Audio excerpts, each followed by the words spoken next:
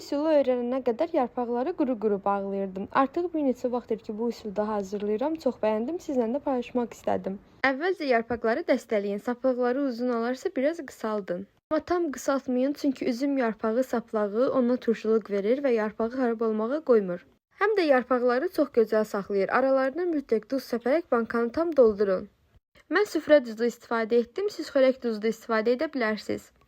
Çox rahat və asan üsuldur, siz də mütləq sınayın. Bankanı tam doldurduqdan sonra üzərinə qaynar su əlavə edib qapağını bağlayın yaxşı. Bir gün qalın büküb saxlayın, bankanın dibində olan yaşıl yarpaqlar da saralsın. Çox rahat və asan üsuldur, sizlər də sınaqdan keçirdin, əminəm ki, çox bəyənəcəksiniz.